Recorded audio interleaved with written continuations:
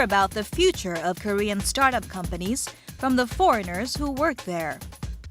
We will introduce a company with patented technologies for intelligent energy-saving power strips that help eliminate standby power. We will discuss the future of South Korea's trade policies with Park Tae-ho. North Korea's ruling class continues to enjoy a luxurious life with lavish spending, while the ordinary people live in poverty. Let's take a look at where all the cash is coming from. Hello, I'm Andrew Salmon and welcome to Bizline, where over the next hour we'll be delivering to you the major business and economic news from right here in South Korea. And we begin with trade policy. Now, over the last 10 years, South Korea has been developing a range of bilateral FTAs, or free trade agreements, with both major and minor economies around the world.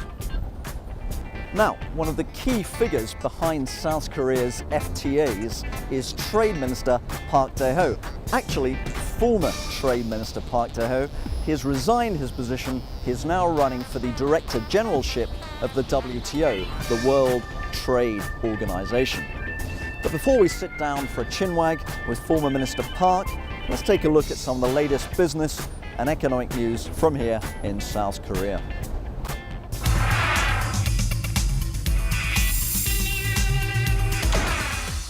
A growing number of Korean manufacturers believe that the domestic economy will recover soon.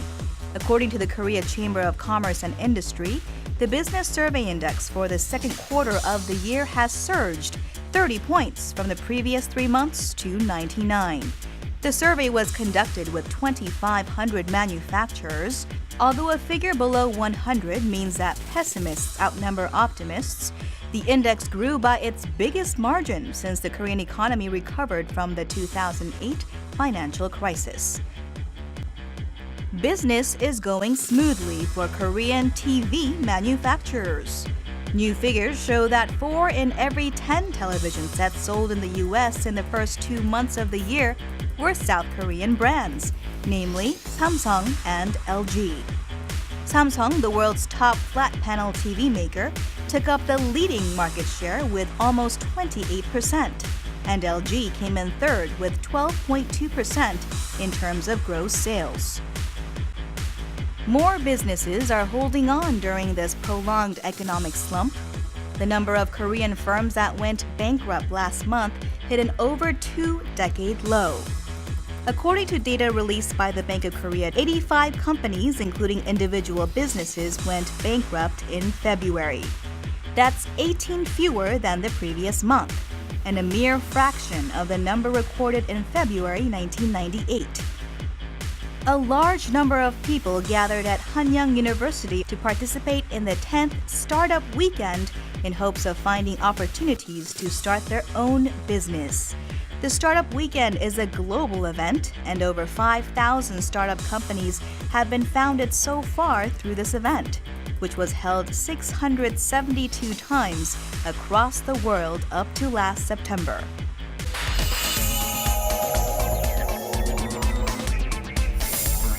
Let's talk tech startups. Now, California's Silicon Valley is probably the global capital for startups, but South Korea, with its cutting-edge mobile infrastructure, its high-speed broadband network, and of course its enthusiastic population of early adopters, which we can see all around us, is getting a piece of the action too. As a byproduct of this trend, the number of non-Koreans who are coming here to work for Korean startups is going through the roof. Let's meet some of them.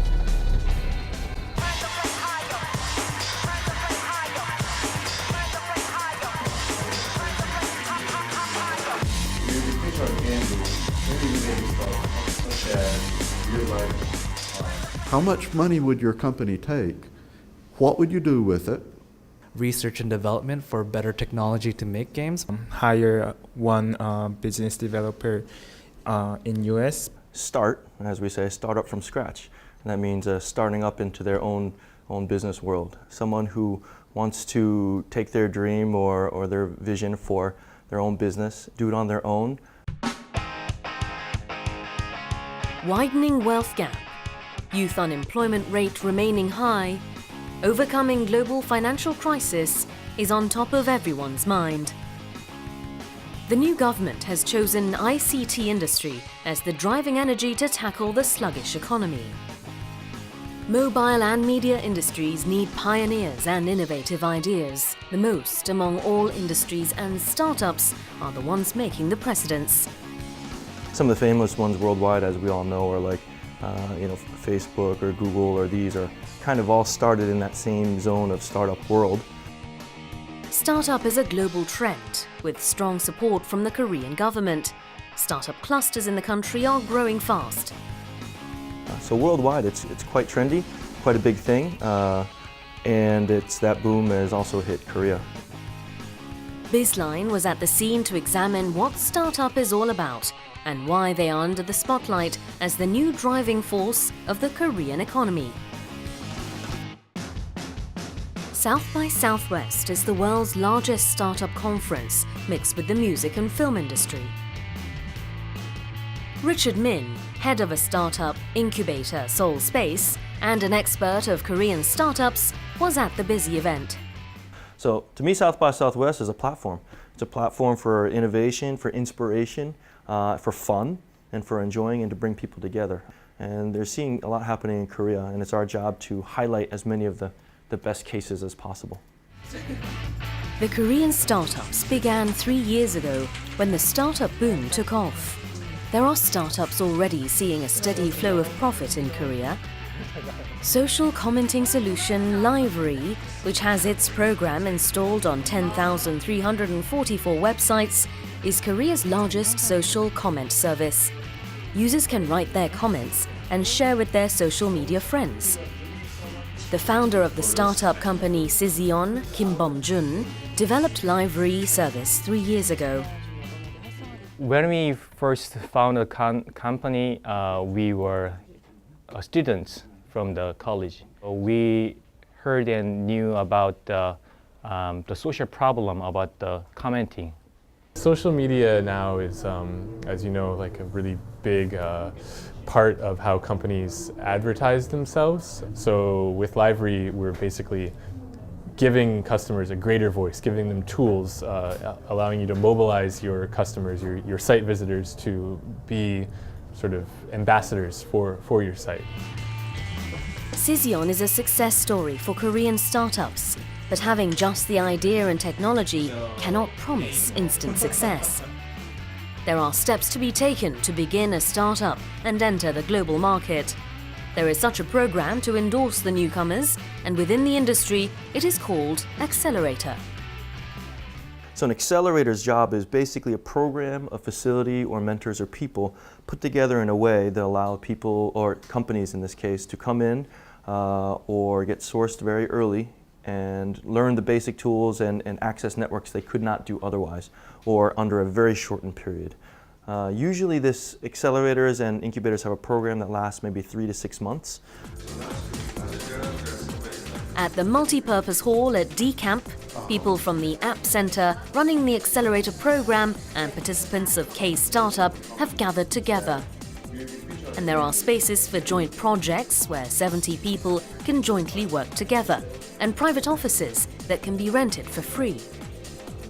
Dr. Richard Dasher, director of Stanford University's US Asia Technology Management Center, was also at the event as the K-Startup program mentor. Where they have a 12-week training program for entrepreneurs here in Korea who are either at the very early stages or kind of early mid stages of their companies. It's a very well put together program. I think this is a great time in Korea. I think that there are so many good things in Korea that are just really starting to blossom. And K-Startup is kind of in the middle of new areas and in the middle of new emerging business things. So Korean startups are also increasing all the time. We've gone from about 0 to thousands of startups within the last couple of years alone. A mobile game development startup in the K-Startup program, Purumiru, just started last year. We make games for casual gamers. Our target audience is for people who just have 5 minutes to despair on the bus, and they just want to play something really quick and fun. Kurumiru got their level up in the K-Startup program.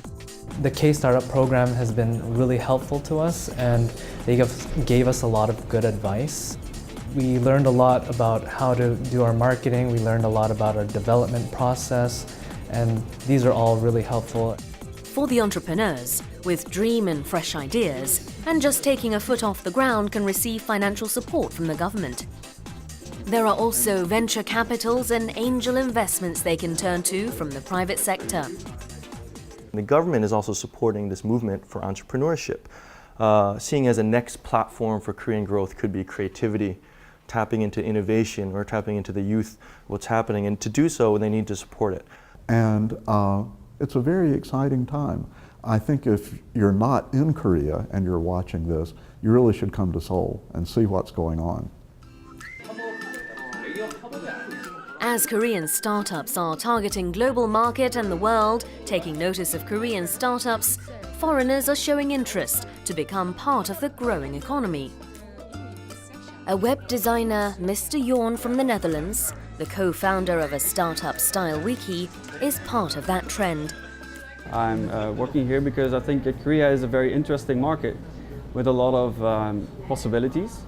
Things are developing really, really fast here, whereas in Europe everybody is talking about crisis and people losing their jobs. I think that Korea is catching up really, really quickly, and I definitely would like to be a part of that, so that's why I came here. If you make it bigger than original size, you get. Yes, you're right. Yeah. So it's limited. Well, it's actually very simple. All startups have basically one dream, and that is for their product to become the most influential thing ever existed, right? So basically we want to be the next Instagram or the next Facebook or whatever. You know, it's a dream, so you have to go for it. And that's what we do. Become the next Steve Jobs, become the next Mark Zuckerberg, become the next success story, the next brand that takes over the world.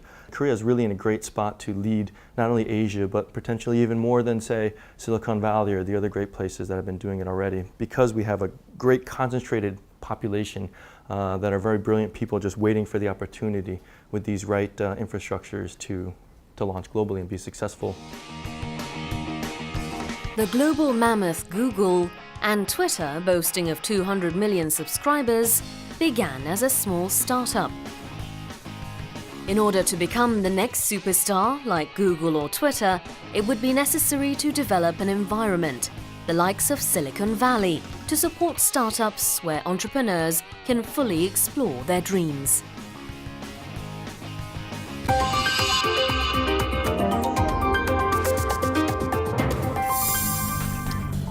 This is the High Saver, and it may look to you just like a normal row of electrical sockets, but it's not. What you may not know is in your home, whenever you plug in an electrical device, be it a television, be it a computer, be it a sound system, even if you switch off the device, it continues to leak a certain amount of power. That's not the case with this little baby. What this does is reduce that kind of power leakage, so-called vampire power, almost to nothing. So, in our Hidden Champions segment, we're going to take a look at the company behind this, and we're going to see how it works. Our everyday electric appliances use up electricity when we use them, and when we don't use them as well. There is leaking energy everywhere, especially around the household. Standby power refers to electricity consumption when an electric appliance is plugged in with its power off. A Korean technology that aims to take control of standby power, which is also called vampire power, has received international recognition.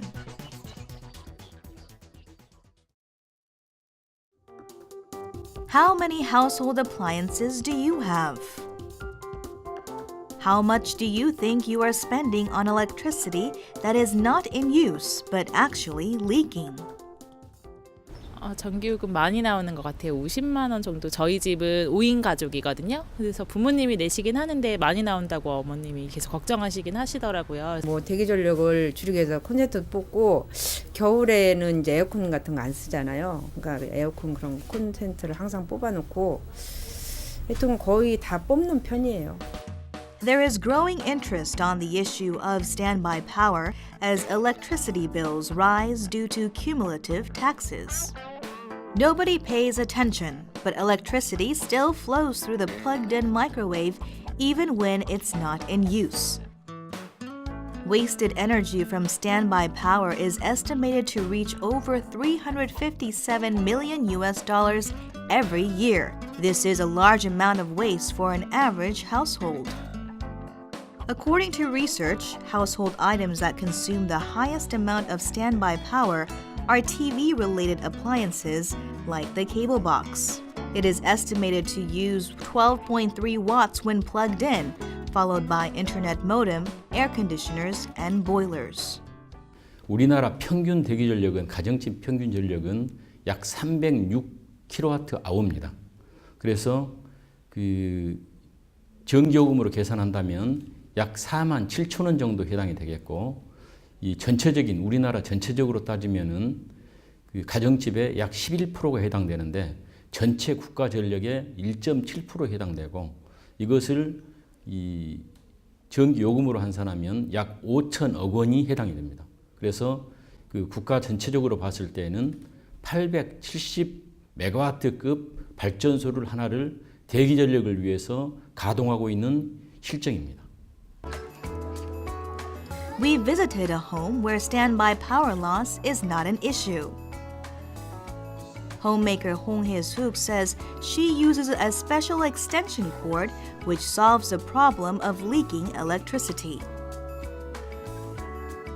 The special extension cord, High Saver, blocks the flow of electricity automatically, even when home appliances are plugged in. Users say they've saved on electric bills after using the special extension cord. 전기료가 인상돼서 지출이 많아졌는데 전기가 새어나가는 것을 줄일 수가 있어서 정말 좋은 것 같습니다. The makers of the electric stabilizer High Saver, which uses artificial intelligence to control electricity flow, is Wellbass. The company was the first in the world to come up with the extension cord High Saver, which gave them global recognition. 전기 에너지를 절약하고 환경을 보호하는 것은 이 시대를 살아가는 지구촌 모든 사람들의 소명이기도 합니다. 한국에서만도 연간 4,160억 원의 대기 전력이 낭비되고 있으며 하이세이버가 이를 제로화시킬 수 있고, 또 어린 잣나무 168그루를 심는 효과로 지구온난화 방지에 기여할 수 있기 때문에 이 기술을 10년간 개발하게 되었습니다. The key technology behind the automatic functions of High Saver is the human body detection sensor.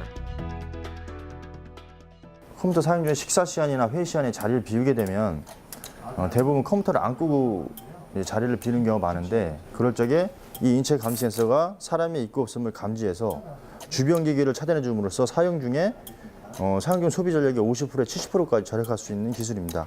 그거를 보여드리도록 하겠습니다. 사람이 없다라는 가정하에 센서를 한번 덮어보겠습니다. 모니터하고 프린터라고 가정했을 적에 꺼지는 걸 볼 수가 있습니다.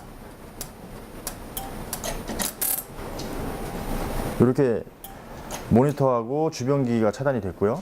그다음에 사람이 다시 오게 되면 센서가 미리 감지를 해서 모니터와 프린터가 자동적으로 들어와서 사용하는데 아무 지장 없게끔 해주고요.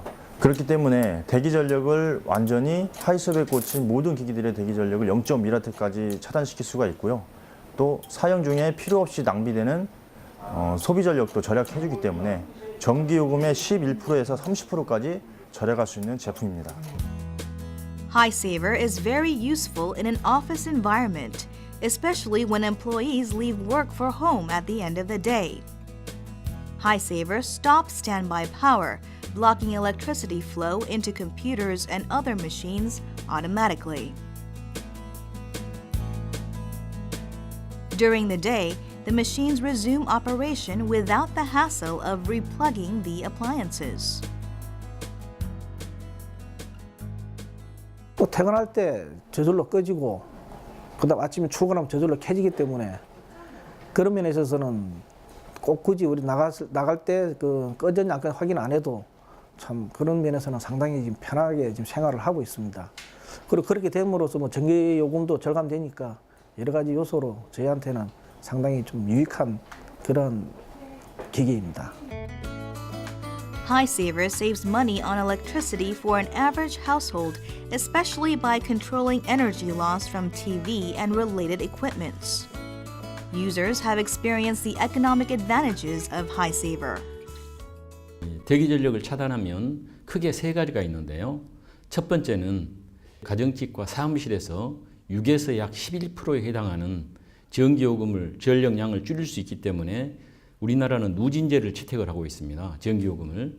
그렇기 때문에 전기요금으로 환산하면 약 21%의 전기요금을 절약할 수 있기 때문에 그만큼 원가 절약을 할 수 있는 것이 되겠고, 두 번째는 콘센트나 배선용 차단기 그 스위치를 차단함으로써 거기에 연결되어 있는 전기 제품에서 전기 화재를 제로화할 수 있기 때문에 화재를 예방할 수 있으며, 세 번째는 1kWh를 절전했을 때 약 424g의 이산화탄소 배출을 줄이는 효과가 있기 때문에 지구온난화를 예방할 수 있습니다. 이렇듯 일석삼조의 효과가 있기 때문에 대기전력을 차단하고 있습니다. Users of HiSaver go beyond households and offices as many other sectors like public institutions, provincial government, and schools start to see the benefits of using this product. HiSaver has received patent awards at home and abroad. It was awarded at the International Invention Fair and received the United States UL certificate for the first time in Korea. With a shining record behind it, HiSaver is headed for the export market. 향후 하이세이버는 사용하지 않을 때 새어나가는 가전제품과 컴퓨터 등에 꽂아두기만 하면 자동으로 인체 감지 센서에 의해서 편의성과 효율성을 갖춘 세계 1등 특허 기술이기 때문에 세계 여러 나라에서 이 분야 최고의 브랜드로 각광받으리라고 생각하고 있습니다. Creating an invention that benefits everyone rather than just an individual. Technology that puts value ahead of money. HiSaver is an invention that helps us all. The future of Korea looks bright as more up-and-coming companies strive for human advancement.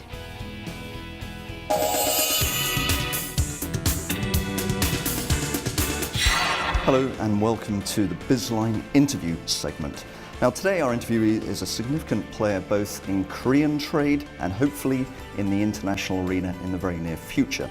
He is a former Minister for Trade of the Republic of Korea and has recently been reappointed as International Ambassador at Large for International Economy and Trade. He's rather an interesting character at this particular moment for the simple reason that he has recently declared his candidacy to take over the Director Generalship of the WTO, the World Trade Organization. Ambassador Park Tae-ho, thank you very much for being here and welcome to Bizline. Let's begin with the WTO. Now, you have called for restoring trust in the WTO. What do you mean by that exactly? Well, WTO is doing many things, but for trade negotiation front, WTO cannot produce anything for last 12 years. So in a way, the Geneva community between Director General and Secretariat and ambassadors there in Geneva, I mean, we have some trust kind of lacking kind of situation. So to address this basic, issues at the WTO, you must build trustworthy relationship among three segments. Especially the DG should gain some trust from members.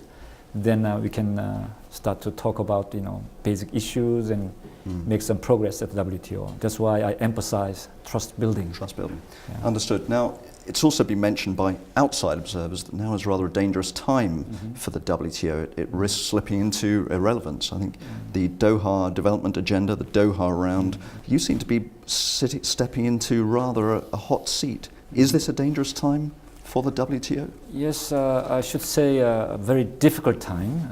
WTO is facing very serious challenge since its birth in 1995, especially in the front of trade liberalization. So, but other fronts like dispute settlement mechanism and trade policy monitoring mechanism, they have been doing okay. But the trade negotiation front, we didn't make any progress. So I should say we are in a very difficult situation, but hopefully the new Director General, with the help of members, can provide some kind of stepping stone to move ahead on this Doha round. So I'm pretty much hopeful, but it's not an easy task. Well, good luck with that. Would you like to give us any forecasts? When do you think the Doha round might be concluded successfully? We'll have a so-called ministerial conference in Bali this coming December. This is a critical moment. I mean, we are now working very hard in Geneva to produce some kind of small package. And that'll include some major issues like trade facilitation, agricultural issues, and developing country issues. If we can produce some meaningful outcome there, then maybe we can talk about post-MC9. Maybe within 2 or 4 years, we may draw some roadmap to finish this Doha. But this December, we'll only produce part of the results. Sorry, you mentioned MC9, yes. which is? Ministerial Conference, I've got 9th Understood. conference. Yes. You've said that global trade is like chasing 2 rabbits. One rabbit is the pursuit of growth. The second one is fair distribution. Can you catch both rabbits? Can you reconcile that apparent contradiction? Yes, I referring this kind of case as if we are talking about a independent country. If you go to individual nation, then you have some kind of problem in the weak area, and you want to have a continuous and sustainable growth. You must address this, the polarization or weak side of the economy. But we have a government for each nation. So using some kind of income redistribution policies or other policies, you can actually help this kind of issues. In other words, fair distribution and growth could be attained at the same time. But if you go to the world economy, we have a small and also very underdeveloped countries, and also we have a big countries. So we have some kind of distribution problem, especially the gains from trade cannot be equally fairly distributed. But we don't have any world government. So WTO should play a very important role in helping developing countries, not using the money because WTO is not a fundraising kind of organization, but we can help developing countries in consultation with other international organizations like World Bank or Regional Development Bank. So I think I'm really focusing on helping developing countries using the existing international organization format. So in that way, maybe you can catch 2 rabbits at the same time in the kind of world economic context. Okay. You mentioned that there is an enormous gap, of course, in the global economy between the developed and the developing world. There is a strong sense, particularly in the academic community these days, that perhaps trade is not fair for developing economies, and if they do reduce their tariffs and their other barriers, they could be swamped by international products and services, which are obviously far more advanced and competitive than their own ones. How would you address that? If you look at the Korean case, right. I mean, we were very underdeveloped even in the 60s. Yeah. We were very poor, but we used trade as an instrument for economic development. So in a way, we are giving some special and different treatment to the developing countries. But this is rather very inactive kind of approach. You don't have to liberalize your economy as fast as other developed countries. But the more important thing is they are having tremendous supply side constraint. In other words, you have to produce something to trade, even though you are importing something too. But so I think this time I learned that developing country has a lot of infrastructure restrictions and supply side constraints. So in a way, developed country along with WTO and World Bank, we have to help them in many different aspects. Each different developing country has a different need. So I think we want to have a kind of comprehensive development kind of aid approach to address different countries' need so that they can either both they can export some of their goods and also import some of the goods from advanced countries in a gradual kind of way. Manner. You mentioned that the WTO doesn't just do trade liberalization. Beyond the Doha round, which is obviously the big ticket issue, what else would you like the WTO to be doing more effectively? Actually, I present these views in Geneva last January. I mean, trade liberalization is one area, but dispute settlement function could be strengthened, and trade policy review function also could be strengthened. But right now, some countries are doing more like plurilateral negotiations by inviting only small number of members. So some other members are really opposing to this. But we treat this as a new and fresh approach, so that as long as this new approach is consistent with the WTO framework, then we can invite the other members later to this kind of negotiations. So typically, the expansion of information technology items for free trade, for that kind of items, we are negotiating this, but not all of the members are participating. And also services negotiation, only 20-some countries are participating. So this is another area new DG should tackle effectively. One last thing is, WTO was busy in negotiation, but we don't produce anything. So WTO become a little bit outdated organization. So we should start to address so-called new 21st century issues, including green energy or food supply, food security or global value chain. If these issues are closely related to the trade, then I think the WTO should address these new issues. So we can draw some attention from the business community that we are doing something for them. So this is another task. So I think WTO will face a huge challenges, but all of them are not easy challenges. So new Director General must introduce more inputs and new fresh energy to the WTO. Obviously, we're now in the process running up to the final selection of the candidate in August. Some have said that it's now time for someone from the developing world to take over the WTO, and it's just looking outside the windows here. Seoul, South Korea clearly is not a developing economy, it's a very advanced economy. What's your response to that? Well, the rotation between developing country and advanced country could be important factor. And also some other people are arguing that, looking at the past DG, where do they come from?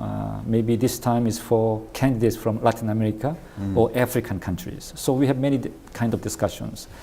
But if you look at the WTO, which is a rather technical organization, so I think the first criteria in selecting new DG should be based on the merits and the country they produce this candidate, what kind of trade policy stance they have. To me, this is most important criteria, but some other people don't think that way, but this is how things are going now. Ambassador, what is your trade policy stance?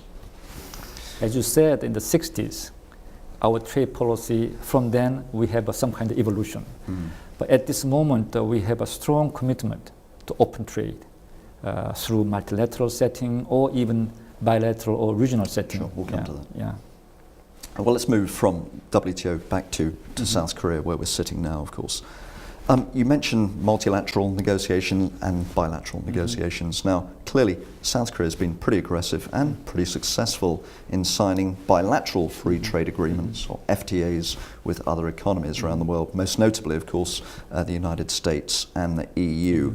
Is there a disconnect or is there a contradiction between someone like yourself who's running to head the WTO, having been someone who's been actively promoting bilateral FTAs?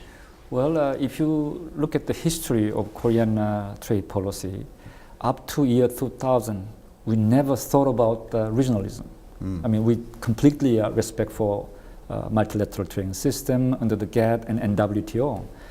But we come into the 21st century, and the WTO is trying to do something, but they couldn't make any progress.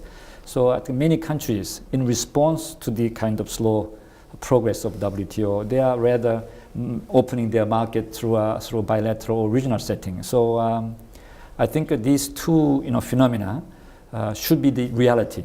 WTO cannot say you shouldn't do this. They have no right to do that. But what I'm saying is here, as long as FTAs are very high standard and very comprehensive, then this could be consistent with the WTO.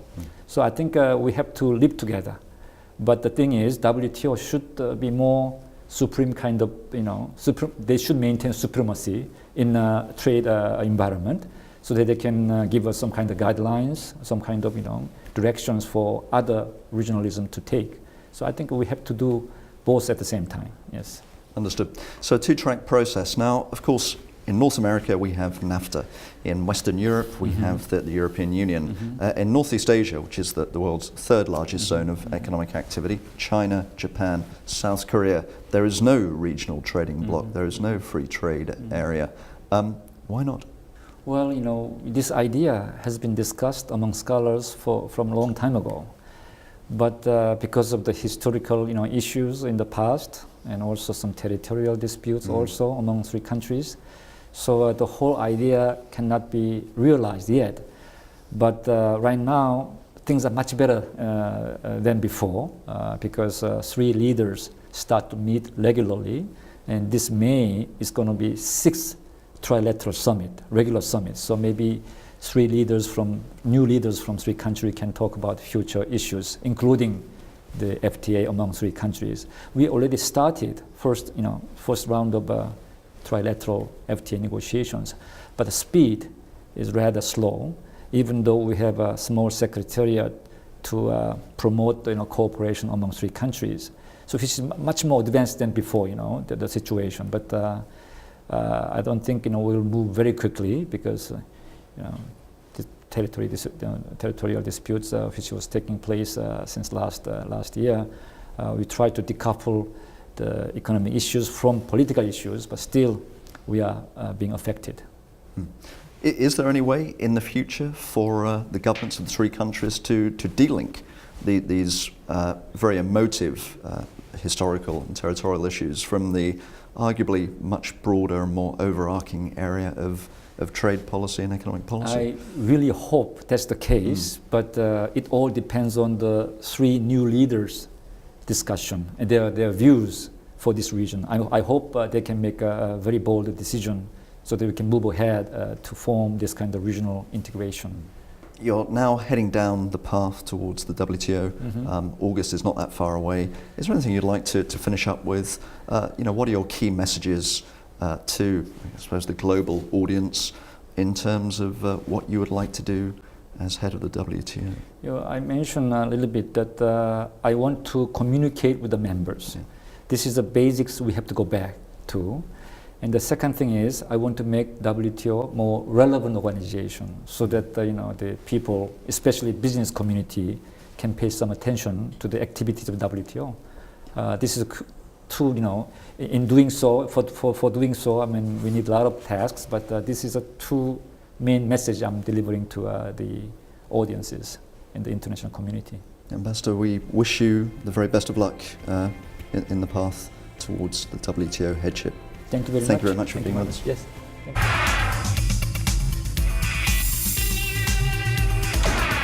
In our North Korean segment, we're looking at the latest range of sanctions applied against the hardline state. Now, these sanctions don't involve arms, fissile materials, or even financial products. These sanctions are targeting luxury goods. Why? Simply because luxury goods are the toys which North Korea's governing class used to buy the loyalty of North Korea's elite. These sanctions raise some troubling questions. Firstly, how much money has North Koreans' elite spent on their toys at a time when much of their population is destitute, malnourished, or even starving? Moreover, where do they find the hard cash with which to buy these luxury goods? $720. That was North Korea's speculated GDP per capita in 2011, accounting for less than 3% of that of South Korea in the same year. Based on the statistics, North Korea's economy ranks about 170th. In other words, it is one of the poorest countries in the world, which has been relying heavily on international aid for years. Does it make sense that this poor state is spending hundreds of millions of dollars annually on luxury goods? The article banning the export of luxury items to North Korea was first added to the United Nations resolution back in 2006, after North Korea's first nuclear test. And earlier this month, in response to the third nuclear test, the UN agreed on tougher sanctions, which clarified the term luxury goods. The resolution reads, it includes, but is not limited to, jewelry, yachts, luxury automobiles, and racing cars. Susan Rice, the US ambassador to the UN, said, with the sanction, North Korea's ruling elite, who have been living large while impoverishing their people, will pay a direct price for this nuclear test. So, how large has the North Korean ruling class been living? Kim Yu-sung used to head one of the biggest North Korean trading companies, affiliated with the Communist State's People's Army, in the northern city of Cheongjin. As a high official in North Korean society, he had lived more than just a comfortable life before fleeing the country. He says, however, there is a totally different world in Pyongyang, almost unimaginable for ordinary citizens. 북한의 최고위층들 생활을 보면은 우선 최고위층이라 할 때 그 사람들이 모여 사는 곳이 따로 있어요.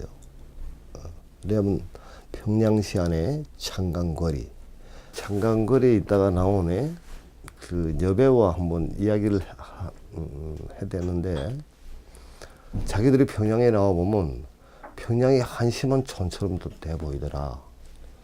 자기들은 옷 한 벌에 $3,000짜리를 입고 다니는데 또 자기네를 위해서 프랑스에 북한에서 파견돼 가가지고 화장품 가게를 한 그런 일꾼들도 있고 또 옷가게를 하는 일꾼들도 있다. How could a nation allow such extravagance while impoverishing 99% of its people? Thanks to the North Korean political system, or what is described as gift politics, a ruling technique of using gifts to keep a key group of supporters in the leader's hands. Through this system, Kim Il-sung and Kim Jong-il provided their aides and ruling elite members with an abundance of cash and luxury goods. 제가 외교관 생활을 할 때 정확히 내 눈앞에서 봤지만 달러를 $2,000, $3,000씩 측근들한테 주고 가장 큰 선물은 역시 자동차죠. 군단장들한테 왜 벤츠 SUV 같은 거 주고 그러면 아주 차에 항상 이렇게 표시가 되어 있어요. 위대한 장군님께서 보내주신 선물. 그렇게 해서 벤츠 같은 거 군단장들이 다 타고 다녔거든요. 그러니까 충성을 다할 수밖에 없어요. So, were they just generous leaders? Of course not. They hoarded their riches and chose to live in an overly extravagant way. Kim Jong-un's propensity for luxury goods seems to exceed even that of his late father. He enjoys expensive sports such as horseback riding, jet skiing, and sailing in luxurious yachts. Kim, with a luxury Swiss watch believed to be custom-made and costing around $100,000, and the world also witnessed his wife, Lee Sol-ju, in sophisticated dresses and holding what appeared to be an expensive handbag worth almost $1,600. The Moranbong troupe, which surprised the world with their revealing outfits and donning of Disney character costumes last year, was given Yamaha electronic cellos and violins. And yes, he has carried on the tradition of his grandfather and father's gift politics to a greater extent, if anything.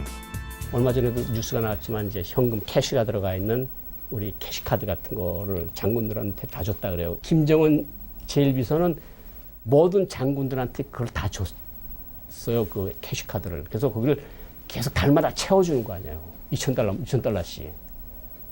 그러니까 이 사실 젊은 지도자로서 자기 리더십으로 자기의 어떤 그 통치력으로 나라를 통치할 수가 없으니까 지금 당장은 이제 당근을 제시하는 거죠. Unlike Kim Jong-il, who had spent almost 30 years in North Korean politics and built strong grounds for his leadership, the younger Kim had only 3 years to prepare to govern the country. Whether he agreed with the gift-giving tradition or not, he must have had no choice but to follow the example of his predecessors because of his weak power base. Soon after he took over the regime following his father's sudden death in 2011, signs of a rise in the demand of luxury goods began creeping out of the north. More imports equals stronger loyalty? 북한에 지금 세계에서 제일 장군이 많은 나라라고 그러거든요. 중국군이나 미군보다도 더 장군이 많다 그래요. 그 장군들한테 곱하기 2,000불, 예를 들어서 달에 그 곱하기 12개월, 당정군 고위 간부들 뭐 예를 들어서 한 500명. 그러면 이 사람이 쓰는 돈이 액수가 어느 정도 나오거든요. 근데 뭐 최소한 자기 권력층을 유지하고 끌고 가는데 필요한 돈이 연간 억 단위는 넘어가지 않겠습니까? Kim Jong-un is showering his political and military officials with expensive gifts.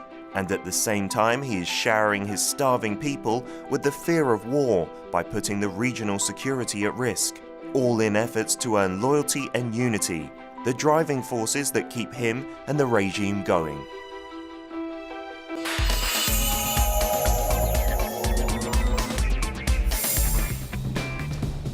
Public sentiment is everything in a democracy, and of course this impacts business and economics. Why? Because economic policymakers simply cannot ignore the kaleidoscope of business and social and cultural happenings which forms public sentiment. And here on Bizline, we want to hear about your sentiment. What do you want to see? What do you want to hear from us? And on that note, it's time to finish. I'm Andrew Salmon. This is Bizline. Thank you for watching, and we'll see you next week. Bye-bye.